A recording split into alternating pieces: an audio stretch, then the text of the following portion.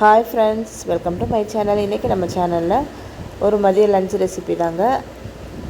அதுக்கு நான் இன்றைக்கி ஒரு கடாயில் எண்ணெய் ஊற்றி எண்ணெய் காஞ்சதும் ஒரு எண்ணெய் எத்தனைனா 2லேருந்து 3 ஸ்பூன் அளவுக்கு எண்ணெய் ஊற்றிருக்கேன்.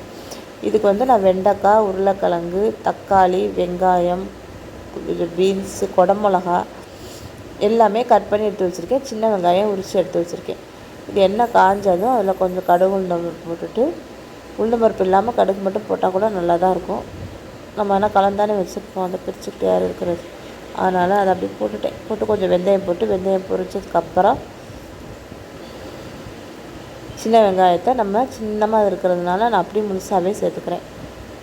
நீங்கள் பெருசாக இருந்ததுன்னா 2 கட் பண்ணிவிட்டு வெங்காயத்தை இதில் சேர்த்து நல்லா அந்த எண்ணெயிலே நம்ம வதக்கணும். ஃபஸ்ட்டு வெங்காயம் தான் சேர்க்கணும். சின்ன வெங்காயம் சேர்த்து செஞ்சால் தான் இந்த டிஷ்ஷு செமையாக இருக்கும். நீங்கள் இதே சின்ன வெங்காயம் போட்டு செஞ்சு பார்த்துட்டு எப்படி இருந்துச்சுன்னு எனக்கு மறக்காமல் சொல்லுங்கள். ஏன்னா சின்ன வெங்காயம் பெரிய வெங்காயம் அது ஒரு டேஸ்ட்டு, இது ஒரு டேஸ்ட். ஸோ சின்ன வெங்காயம் போட்டு நல்லா பொறுமையாக வதக்கணும். அடுப்பை மீடியம் ஃப்ளேமில் வச்சுட்டு செய்யுங்க. எந்த காய் செஞ்சாலும் அப்போ தான் காய் நல்லா வெந்து வரும்.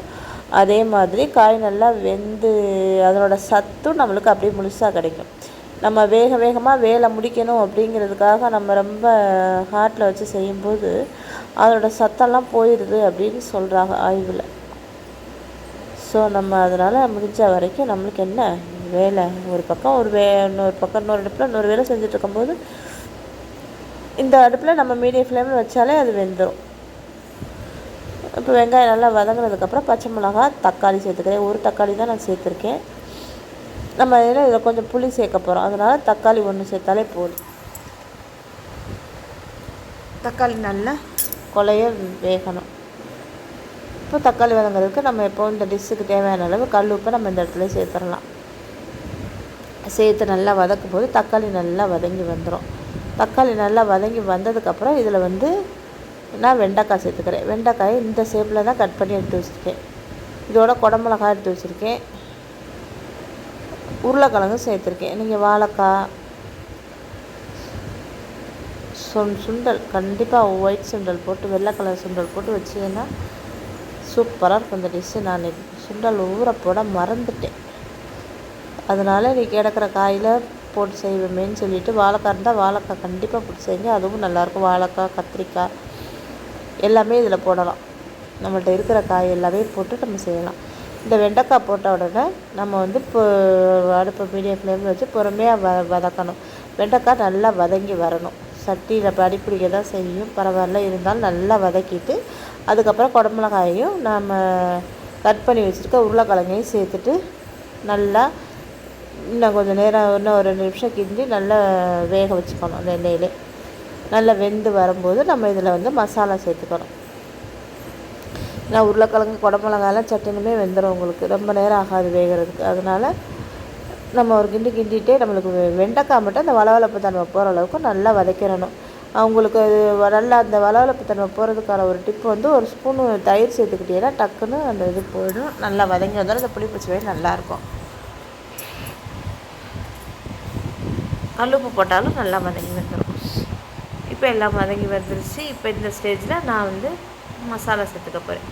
கொஞ்சமாக மஞ்சத்தூள் சேர்த்துட்டு ஒரு இதில் நான் மிளகாய் 4லேருந்து 5 மிளகாய் சேர்த்துருக்கேன். ஸோ அப்போ நம்ம மிளகாத்தூள் 1 ஸ்பூன் போட்டாலே போதும். ஒரு பார்க்க தான் தெரியும் வெண்டைக்காய் நல்லா வதங்கிடுச்சுல, வதங்க கம்மியாயிடும். ஸோ அதனால் 1 ஸ்பூன் போட்டுக்கோங்க போதும். போட்டுட்டு நான் புளி சின்ன நெல்லிக்காய் சைஸ் புளி எடுத்து வச்சுருக்கேன், அதை கரைச்சி இதில் சேர்த்துக்கிறேன். சேர்த்து நல்லா மிக்ஸ் பண்ணிவிட்டு இன்னும் கொஞ்சம் கரைச்சி இதில் சேர்த்துட்டு நல்லா மிக்ஸ் பண்ணி கொடுத்துட்டு நம்ம இந்த இடத்துல ஒரு மூடி போட்டு மூடி நம்ம ஒரு 10லேருந்து 15 நிமிஷம் நல்லா வேக விடணும். அப்போ நம்ம இடையில எடுத்து நம்ம கிளறி விட்டுக்கிட்டே இருக்கணும். அப்போ தான் இந்த காயெல்லாம் ஒன்று சேர்ந்து வெந்து வரும். இந்த உரப்பு, புளிப்பு, உப்பு எல்லாமே நம்மளுக்கு இந்த காயில் சேரணும். அப்போ தான் மண்டி சூப்பராக இருக்கும். இப்போ இந்த இடத்துல நம்ம சுண்டல் இருந்தால் சுண்டலும் சேர்த்துக்கலாம். வேக வச்சு வச்சுருந்தோம்னா நான் இன்றைக்கி அதெல்லாம் போடலை, காய் மட்டும் தான் போட்டிருக்கேன். குடமிளகாய் போட்டிருக்கோமா, சூப்பராக இருக்கும். இந்த தண்ணி வற்றும் போது நம்மளுக்கு செமையாயிடும். இந்த இது வந்து மண்டி வந்து எங்கள் காரைக்குடி ஸ்பெஷல் இதில் வந்து கண்டிப்பாக சுண்டக்கடலை போட்டு செய்கிறது தான் மெயினே. மாங்காய் இருந்தால் கண்டிப்பாக போடணும். நம்ம எதுவும் இன்றைக்கி நான் இல்லாதனால இருக்கிற காயை வச்சு செஞ்சுருக்கேன். ஆனால் உங்களுக்கு போடணும் இருந்தால் நீங்கள் போட்டுக்கலாங்கிறதுனால தான் நான் போட வேண்டிய காயை சொல்கிறேன். ஒரு கத்திரிக்காய், ஒரு வாழைக்காய், மாங்காய் எல்லாமே போட்டு செய்யும்போது செம்மையாக இருக்கும். அவ்வளோதாங்க, நல்லா வந்துருச்சு. நம்ம இறக்க போகிற நேரம் கருவேப்பிலை போட்டு நம்ம இறக்க வேண்டியதாக. கருவேப்பிலை எனக்கு தாளிக்கும் போது போடுறத விட இப்படி இறக்கும் போது போடுறது தான் பிடிக்கும். அப்படியே இருக்கும் அது பச்சை கலரில், அந்த டேஸ்ட்டும் நல்லாயிருக்கும். அவ்வளோதாங்க, இறக்க போகிறோம்.